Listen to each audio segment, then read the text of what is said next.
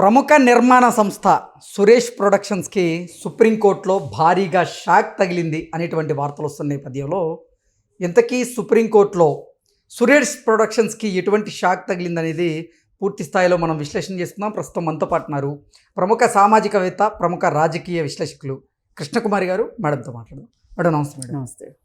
ప్రముఖ నిర్మాణ సంస్థ అయినటువంటి సురేష్ ప్రొడక్షన్స్కి సుప్రీంకోర్టులో భారీ షాక్ తగిలింది అనేటువంటి వార్తలు వస్తున్నాయి. ఇంతకీ ఏంటా షాక్ మేడం? ఏముందండి, ధనదాహానికి అంతులేదు అన్నదానికి వీళ్ళు ఒక ప్రత్యక్ష నిదర్శనంగా ఉన్నారు. బ్రాండ్ అంబాసిడర్లా ఉన్నారు వీళ్ళు. డబ్బు వ్యామోహం, కాంక్ష ఎట్లొచ్చినా పర్లా డబ్బు రావాలి మాకు. వీళ్ళకి 2014 సంవత్సరం నుంచి 19 మధ్యలో ఒక 35 ఎకరాలని స్టూడియో కోసం అని చెప్పి ప్రభుత్వం కేటాయించింది. ప్రభుత్వం కేటాయించేటప్పుడు ఏం చేస్తుంది అంటే నామినల్ ప్రైస్కి ఇవ్వడం కానీ 99 years లీజ్ కానీ ఇస్తుంది. ఇచ్చి ఏం చెప్తుంది అంటే, అసలు మీకు ఎందుకు ఇస్తున్నాం బాబు ఈ ల్యాండ్, ఉద్దేశాలేంటి, లక్ష్యాలేంటి, దానికి మేము చేయాల్సిందేంటి, మీరు చేయాల్సిందేంటి అనేది ఒక అవగాహనతో కూడి ఈ ల్యాండ్ని వాళ్ళకి ఇస్తారు. అలా ఇచ్చినప్పుడు వాళ్ళు స్టూడియో కట్టడానికి అని చెప్పి తీసుకున్నారు. అప్పుడే ఆంధ్రప్రదేశ్ ఏర్పడింది కదా. ఇప్పుడు సినిమా ఇండస్ట్రీ మామూలుగా ఇండస్ట్రీ మొత్తం హైదరాబాద్లో ఉంటుంది అన్నమాటే, కానీ అవుట్డోర్ లొకేషన్స్ మొత్తం ఆంధ్రాలోనే ఎక్కువ తీస్తుంటారు.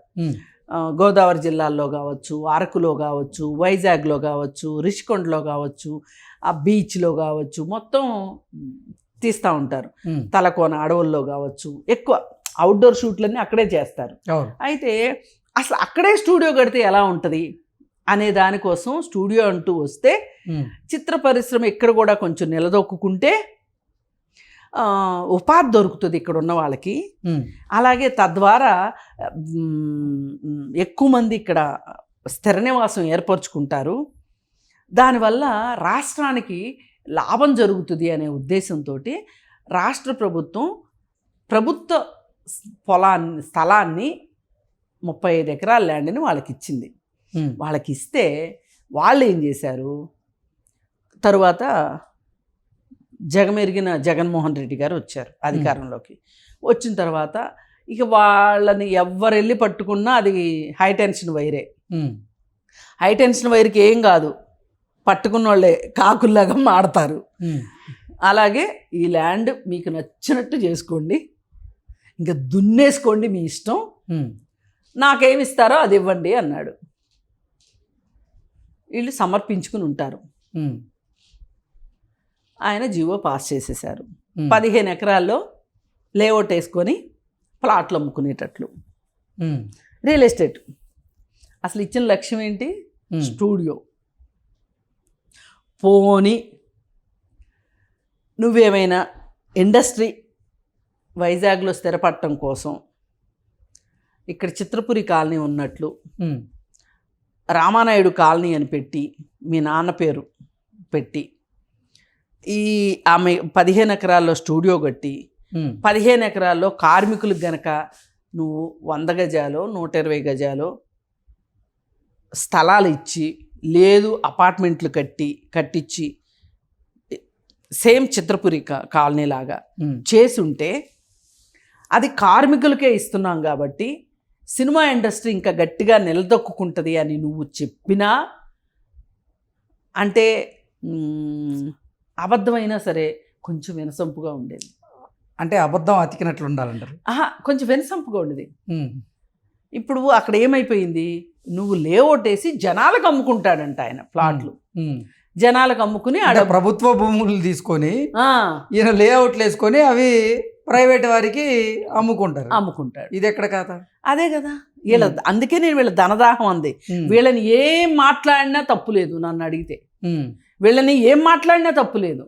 అయితే తెలుగుదేశం గవర్నమెంట్ వచ్చింది. మళ్ళీ వచ్చినప్పుడు అదే వీళ్ళన్నీ పునఃసమీక్షిస్తున్నారు కదా, అసలు ఏం జరిగింది, ఇక్కడ ల్యాండ్ వీళ్ళు ఎట్లా వేసుకున్నారు, ఆయన ఎట్లా పర్మిషన్ ఇచ్చాడు, వీళ్ళు ఎట్లా అది ఇది అని చెప్పి వీళ్ళు గవర్నమెంట్ వాళ్ళు అడ్డం తిరిగారు, కొత్త గవర్నమెంట్. అయితే వాళ్ళు లోకల్గా కోర్టుకి వెళ్ళినట్టున్నారు. కోర్టులో కూడా వాళ్ళకి చొక్కెదురైతే ఫైనల్కి సుప్రీంకోర్టుకి వెళ్ళారు. సుప్రీంకోర్టులో కూడా వాళ్ళకి చొక్కెదురైంది. అలా కుదరదు బాబు, మీకు ఎంత డబ్బులు ఆశ ఉంటే మీ ఇంట్లో మిషన్ పెట్టి ప్రింట్ వేసుకోండి, కానీ ఆ పొలాన్ని మట్టుకు స్టూడియో కోసం ఇస్తే స్టూడియోకే వాడాలి, లేదంటే గవర్నమెంట్కి సరెండర్ చెయ్యాలి అని చెప్పి సుప్రీంకోర్టు చెప్పింది. అసలు వీళ్ళు ఎంత గనులంటే, ఒకప్పుడు ఎప్పుడో అసైన్ ల్యాండ్ జనాల దగ్గర నుంచి కొనుక్కుని, అసైన్ ల్యాండ్ కొనకూడదు, అమ్మకూడదు.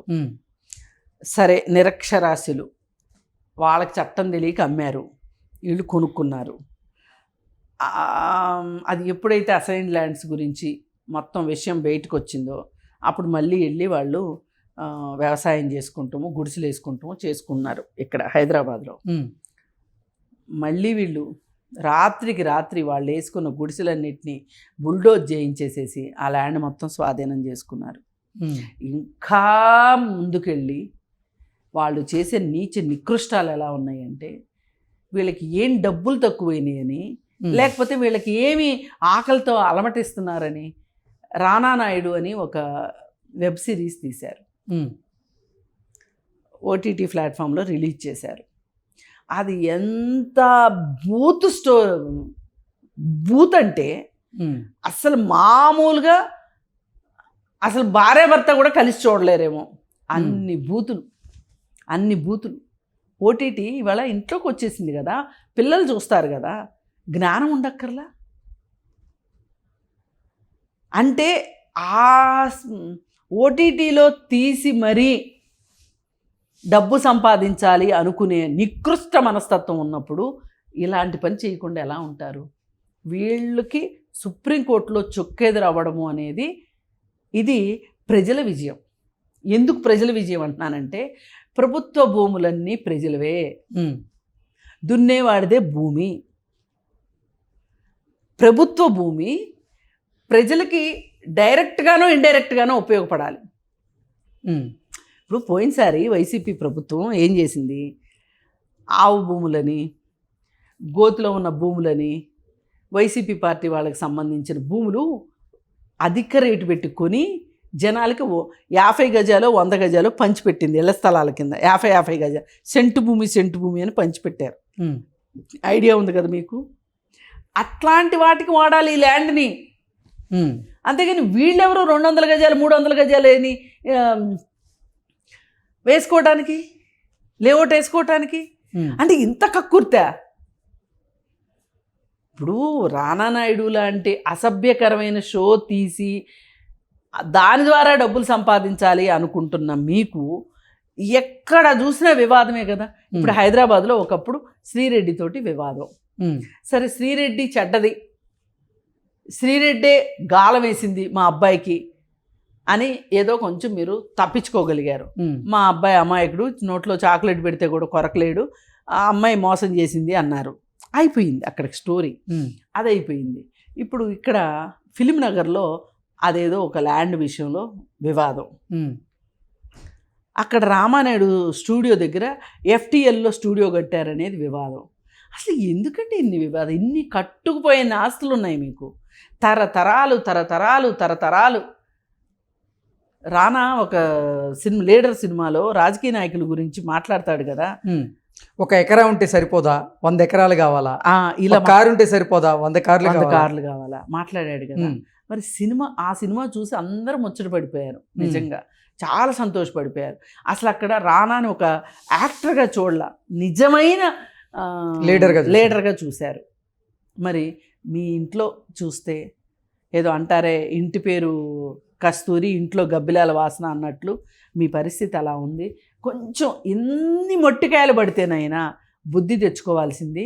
అలాగే మరొక్కసారి చరిత్రలో జగన్మోహన్ రెడ్డి గారు మరొక్కసారి తెర మీదకి వచ్చారు. సరే, ఏది ఏమైనా ఆయన్ని పట్టుకుని ఈదినోళ్ళందరూ గొర్రెతోక పట్టుకుని గోదావరి ఈదినట్టే అయింది అందరి పరిస్థితి. వాళ్ళల్లో వీళ్ళు ఒకళ్ళు కొత్తగా వచ్చి చేరారు అంతే. Okay madam, thank you.